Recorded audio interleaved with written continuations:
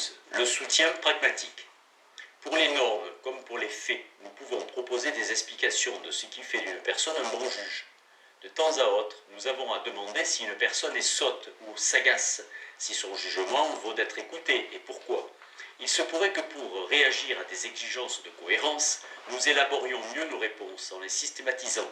Alors nous pourrions glisser vers une épistémologie normative en bonne et due forme, vers une explication cohérente de ce en quoi consiste être un juge normatif, meilleur ou pire. Il se pourrait qu'une explication épistémique contribue à retrancher des gens de notre communauté de jugement. Il se pourrait qu'elle n'accorde aucun poids à leur jugement. La pure cohérence impose peu de contraintes sur l'identité des gens qui peuvent être mises sur la touche et sur les raisons de ce bannissement. Les contraintes efficaces sont coûteuses. Exclure une personne, cela a un coût. Et peut-être cela a-t-il aussi un coût de l'inclure. Les coûts influent sur le choix des normes à accepter et le plus large éventail de thèmes est concerné. Même avec une cohérence idéale, même dans des conditions épistémiques que chacun estime idéales, des communautés différentes pourraient en venir à des conclusions normatives différentes. Faites confiance à des groupes différents et vous vous retrouverez avec des opinions différentes. Savoir qui une personne inclut dans sa communauté de jugement peut alors aider à décider quels autres jugements normatifs elle accepte. Si les coups portent sur le choix de la communauté qu'elle prendra pour sienne, il se peut qu'ils portent sur toutes sortes de problèmes normatifs. Cependant, j'avais rejeté au départ un pragmatisme brut. En évoquant Cléopâtre et son messager, j'ai souligné une distinction entre ce qu'il est censé de penser ou d'éprouver et ce qu'il est censé de vouloir penser ou éprouver. Les coups portent sur ce qu'il est censé de vouloir, et donc en particulier sur ce qu'il est censé de vouloir penser et éprouver. Ce qu'il est vraiment censé de penser et d'éprouver n'est pas directement affaire de coups, ou du moins c'est ce que nous pensons normalement, et notre explication devrait traiter cette pensée comme étant intelligible. Pouvons-nous expliquer le rapport que les coups pourraient avoir avec l'aval des normes, et comment l'aval reste indépendant des coups? De plus, pouvons-nous trouver une explication qui ne s'applique pas seulement aux juges qui sont idéalement cohérents? Notre propre cohérence est loin d'être idéale, mais nous sommes incités à davantage de cohérence de diverses manières. Ces pressions peuvent nous faire examiner nos jugements et leur statut. Il se peut qu'elles nous conduisent à choisir un clocher, à sélectionner un groupe en faveur duquel nos jugements auront l'esprit de clocher. Faire cela est peut-être la meilleure manière d'éviter à nos normes d'être contestées en tant qu'incohérentes, car nous trouverons coûteux de les abandonner.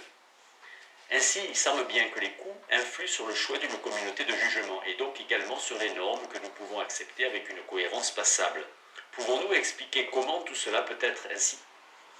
Les raisons d'être pragmatiques.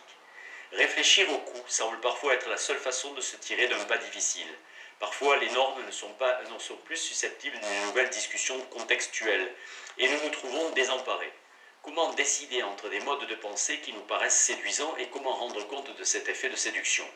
Il pourrait arriver que nous nous convainquions de l'authentique cohérence de possibilités incompatibles, et donc du fait qu'elles ne sauraient être réglées par une critique interne. Peut-être sommes-nous désemparés parce que nous sommes réellement en désaccord fondamental l'un avec l'autre et qu'il nous faut des moyens nouveaux de faire avancer la discussion. Ou peut-être que nous envisageons simplement la possibilité d'une telle crise, car nous nous sommes rendus compte qu'il pouvait exister un choix de solutions possibles cohérentes. Alors, il se peut que nous nous tournions vers les coups pour tenir le rôle d'arbitre, nous jetant dans les bras d'un pragmatisme de la dernière chance. Il se peut que nous trouvions contraints d'adopter un standard pragmatique, faute d'un meilleur moyen de décider de la question.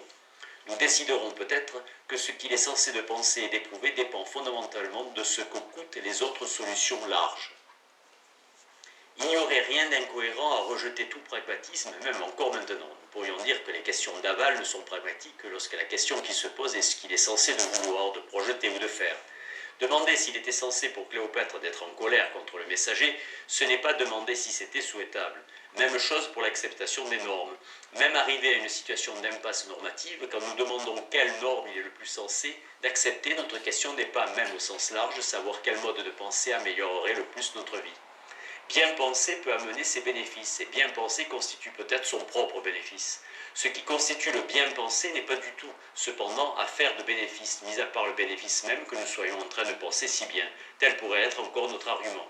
Mais peut-être qu'il y a des fondements pragmatiques pour ces maximes-là précisément. Il se pourrait qu'il existe une explication pragmatique en profondeur de la raison pour laquelle nous ne devons pas traiter les questions ordinaires d'aval comme étant directement pragmatiques. Il se pourrait que l'anti-pragmatisme ordinaire superficiel ait une base pragmatique profonde. Si c'était le cas, nous pourrions continuer à distinguer si un mode de pensée est souhaitable et s'il est avalisé. Nous pourrions continuer de faire la distinction et penser toujours qu'en fin de compte, cette explication se réduit à une histoire de désirabilité. La croyance constitue un bon exemple. Pensez qu'elle pourrait être le contenu d'une explication pragmatique profonde des normes pour la croyance. Examinez quelques truismes. Les croyances nous aident de plusieurs façons. Elles nous apportent du réconfort, elles donnent à la vie un sentiment de sens, elles renforcent les liens personnels et communautaires, et elles peuvent être drôles. Mais il y a une contribution qui est particulièrement omniprésente et systématique. Les croyances guident l'action. En gros, avec des croyances correctes, nous obtenons ce que nous voulons, et pas avec des croyances incorrectes. S'il va pleuvoir et que je pense qu'il va pleuvoir, j'emporte un parapluie et je reste au sec. Si je pense qu'il ne va pas pleuvoir, je me mouille. S'il ne va pas pleuvoir et que je pense qu'il ne va pas pleuvoir, je m'épargne du tracas. Des croyances correctes assurent la meilleure décision. Nous pouvons parler alors des règles de la formation des croyances qui contribuent au succès de cette manière systématique de les traiter comme étant des règles d'aval. Bien sûr, l'explication sous sa forme complète est plus complexe. Ces possibilités sont étudiées dans la théorie de la probabilité subjective et de l'espérance d'utilité, chez Ramsey 1931, Savage 1954 et Jeffrey 1965. Reste que dans cette explication plus complexe, il y a une façon centrale, systématique, dont les degrés de croyance, les probabilités subjectives, contribuent au succès. D'autres facteurs peuvent aussi compter dans une variété de manières, mais ils sont le fait d'une idiosyncrasie. Donc, même le penseur isolé sera aidé par la distinction des degrés de croyance qui œuvrent de cette façon centrale, systématique. Dans une conversation à plusieurs, cette distinction sera d'un secours encore plus grand, car les autres façons dont les croyances contribuent à la réalisation des buts varient souvent de manière importante d'une personne à l'autre. Des règles de réflexion et de discussion fondées de manière pragmatique donneront un statut particulier à la façon centrale, systématique dont les croyances peuvent amener le succès. Appelons-les croyances, qui fonctionnent le mieux de cette façon, systématiquement adéquate. Il y a beaucoup de choses pour recommander des règles de réflexion et de discussion qui traitent ces croyances d'une façon particulière. La plupart du temps, la réflexion ordinaire juge que les croyances systématiquement adéquates sont celles qui sont à notre goût. De plus, les prescriptions en vue du succès dans l'action soutiennent normalement des croyances systématiquement adéquates. Enfin et surtout, les normes pour la discussion qui sont pragmatiquement les meilleures nécessiteront des affirmations factuelles de leur adéquation systématique et toléreront seulement des contestations de leur adéquation systématique. En fait, ces règles diront de traiter une opinion comme étant crédible si et seulement si elle est systématiquement adéquate. Elles excluront la pensée qui prend ses désirs pour des réalités, la pensée pusillanime et la pensée complaisante. Bien sûr, accepter ce qui est systématiquement adéquat n'est pas toujours dans notre meilleur intérêt, mais les exceptions ne nous donnent pas de base pour des standards qui nous soient communs. Normalement, nous agissons au mieux de nos intérêts en recevant l'adéquation systématique comme l'unique standard de crédibilité. Voici donc une explication pragmatique indirecte de la raison pour laquelle nous devrions être non pragmatiques pour la croyance, de la raison pour laquelle nous devrions distinguer entre ce qu'il est censé de croire et ce qu'il est censé de vouloir croire. Les normes peuvent régir directement le fait de croire, et elles peuvent régir le fait de vouloir croire. Les normes pour la croyance figurent dans des discussions de ce qu'il faut croire. Et les meilleures règles pour discuter ce qu'il faut croire prêteront attention à l'adéquation systématique, et à elle seulement. Nous pouvons aussi nous approcher des besoins par la discussion, et le fait de vouloir croire est un cas particulier. Les règles fondamentales pour la discussion des besoins doivent tolérer la plus grande variété de considérations, sinon les règles peuvent appauvrir nos aspirations. Le fait de vouloir croire ne fait pas exception. Les meilleures règles traiteront le fait de vouloir croire comme étant sensible au même large éventail de considérations que les autres besoins. Les fondements de la croyance sont nettement restreints. Les meilleurs fondements du fait de vouloir en général sont universels. Dans le cas de la croyance, la réflexion pragmatique indirecte soutient un antipragmatisme direct. Qu'en est-il alors des sentiments? Comment nous l'avons vu pour la colère et la culpabilité? Les normes pour les sentiments coordonnent. Toutefois, une évaluation pragmatique, au cas par cas, coordonnerait mal. Ce qui est avantageux nous divise. Et puis aussi, les standards directement pragmatiques se prononceraient souvent à l'encontre des réactions que les choses semblent exiger. Quand nous sommes affligés, nous ignorons les avantages de la tristesse. Nous nous sentons tristes, tout simplement convaincus qu'il est censé d'éprouver cette émotion. Des standards directement pragmatiques ne pourraient donc pas régir efficacement, et dans la mesure où ils le feraient, ils menaceraient notre sentiment du sens des choses. Pensez et ayez du chagrin seulement quand cela vous fera du bien, ce serait vider le chagrin de signification. Rien dans tout cela ne se prononce à l'encontre d'un pragmatisme indirect pour les émotions. C'est plutôt que nous nous y trouvons des motifs pour rejeter un pragmatisme direct. Ce qu'il est censé d'éprouver n'est peut-être pas ce qui donne les meilleures conséquences. Il y a des gains à retirer de l'acceptation des normes non pragmatiques. C'est le modèle de l'utilitarisme de la règle. Par exemple, Brand 1963 et 1979. Pour les normes qui régissent les croyances et les sentiments, nous pourrions donc accepter la distinction ordinaire entre le soutien pragmatique et l'aval, tout en fondant l'aval de manière pragmatique en dernière analyse. Peut-être en va-t-il de même pour l'acceptation de normes. Ce qu'il est le plus souhaitable d'accepter, ce qu'il est le plus sensé de vouloir accepter, n'est peut-être pas ce qu'il est vraiment le plus sensé d'accepter. Pourtant, nous pourrions dire que le fondement de ce qu'il y a de le plus sensé d'accepter se trouve en dernière analyse dans la valeur des modes larges de pensée. Bref, nous semblons nous trouver face à une perplexité. D'ordinaire, nous maintenons que le soutien pragmatique n'est pas un aval. Mais nous nous trouvons parfois poussés à penser selon des modes pragmatiques au sens large, particulièrement quand d'autres modes de pensée n'avancent plus les choses, quand il ne nous aide plus à choisir entre des systèmes rivaux. Mais il se peut que cette perplexité soit moins pénible que je ne l'ai laissé paraître. Il se peut que des considérations pragmatiques soutiennent précisément cet antipragmatisme. Dans le cas des croyances et des sentiments, du moins, il y a un soutien pragmatique précisément pour cette distinction entre soutien pragmatique et aval. Peut-être en va-t-il de même avec les normes d'ordre supérieur, avec les normes pour accepter d'autres normes. L'influence pragmatique. Dans le cas des normes, un purisme antipragmatique serait débilitant. Supposez que nous ayons rejeté toutes les explications pragmatiques de la raison pour laquelle il est censé d'accepter des normes qu'il est censé d'accepter. Nous avons dit que ce qu'il y a d'avantageux d'accepter est une chose, et que ce dont l'acceptance est avalisée peut être quelque chose de tout à fait différent. Si nous pensions cela, nous devrions désespérer de notre compétence normative, du moins si la dynamique de la discussion normative a la moindre ressemblance avec ce que j'ai décrit. Dans la discussion normative, nous sommes influencés l'un par l'autre, mais pas seulement l'un par l'autre. L'influence mutuelle nous fait glisser vers le consensus, si tout va bien, mais pas vers n'importe quel consensus. Voici ce que suggèrent des considérations évolutionnistes. Il est possible que le consensus avance la réalisation de l'ajustement biologique, mais seulement un consensus du bon type. Le consensus doit tendre à l'amélioration mutuelle de l'ajustement, et afin de progresser vers lui, nous devons réagir aux choses qui tendent à réaliser notre ajustement biologique. Nous devrions donc nous attendre à ce qu'en fait les jugements qui résultent de la discussion normative réagissent à des considérations pragmatiques, qu'ils réagissent aux sortes de choses qui, chez nos ancêtres, tendaient au succès de la reproduction. Si nous devions rejeter toute influence de ce genre comme étant déformante, il nous faudrait rejeter tous nos jugements normatifs comme étant le produit d'influences déformantes. En toute conséquence, le puriste antipragmatique pourrait demeurer de glace devant tout cela. Après tout, c'est un argument pragmatique contre le purisme antipragmatique. Mais il s'avère que les enjeux pragmatiques sont élevés. Le purisme antipragmatique, combiné à l'explication évolutionnaire que j'ai proposée, amène dans son sillage un scepticisme complet sur les facultés du jugement de l'homme. Une fois absorbée l'influence de cette considération pragmatique, il se peut que nous jugions déraisonnable ce purisme antipragmatique. Donc, refusons de nous corriger de manière indiscriminée pour contrer les influences pragmatiques. Quand nous aurons reconnu que les considérations pragmatiques nous ont influencés pour voir les choses comme nous le voyons, il se pourrait que nous considérions illégitimes ces influences et que nous essayions de faire des corrections dans leur sillage. Je défends l'idée que nous ne le fassions pas. Si nous suivons ce conseil, nous accordons aux influences pragmatiques un type de légitimité. Nous ne traitons pas les considérations pragmatiques comme étant directement des preuves, mais nous leur concédons du pouvoir. C'est ce type de pragmatisme modeste, un pragmatisme de l'influence légitime, que nous ne saurions rejeter sans renoncer à tous nos jugements normatifs. Une fois qu'une personne accepte ce pragmatisme modeste pour ses propres jugements courants, on voit mal pourquoi elle ne l'étendrait pas pour lui faire couvrir les jugements des autres.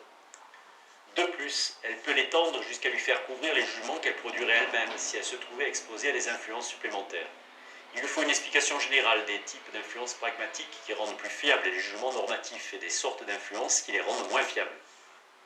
Nous pensons que certains types d'influences pragmatiques, biaise les jugements normatifs.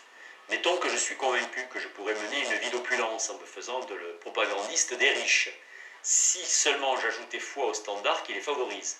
Je pense à présent que mon jugement normatif en serait avili et si je me laissais influencer considérablement par des considérations pareilles. Si les questions pragmatiques nous influencent de façon légitime, il faut que ce soit des questions qui portent de façon large sur la vie humaine. Supposez alors que j'ai une théorie pour les influences pragmatiques au sens large qui assure un bon jugement normatif.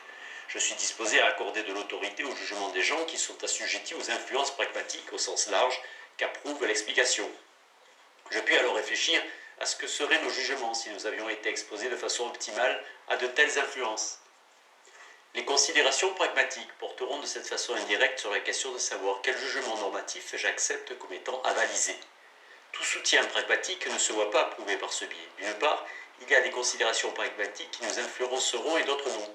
Si nos considérations ne nous influençaient pas, alors je ne suis pas obligé de penser qu'elles portent sur la question de savoir quelles normes sont avalisées, même de la façon indirecte que j'ai ébauchée. Après tout, un bon juge qui y serait exposé ne se verrait pas influencé. Et d'autre part, je l'ai déjà dit, toutes les influences pragmatiques n'améliorent pas le jugement. Des tentations peuvent avoir un effet déformant. Il y a deux cas où le type de soutien pragmatique indirect que j'ai esquissé ne marche pas. Premièrement, quand d'être exposé à une considération ne modifierait pas les jugements de l'individu. Et deuxièmement, quand d'être exposé changerait ses jugements sans les améliorer.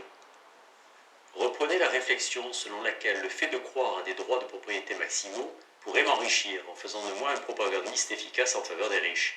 De toutes les choses qui pourraient parler en faveur de droits de propriété maximaux, celle-ci n'est pas de leur nombre. Comment puis-je dire ceci ?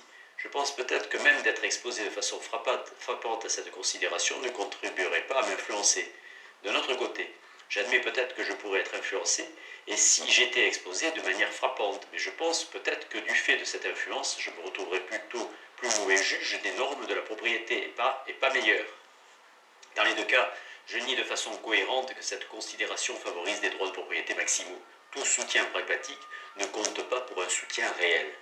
Reste que nous avons bien un biais par lequel des considérations pragmatiques peuvent avoir une influence effective sur des problèmes qui semblent être non pragmatiques, sur des problèmes touchant ce qu'il est censé de penser et d'éprouver.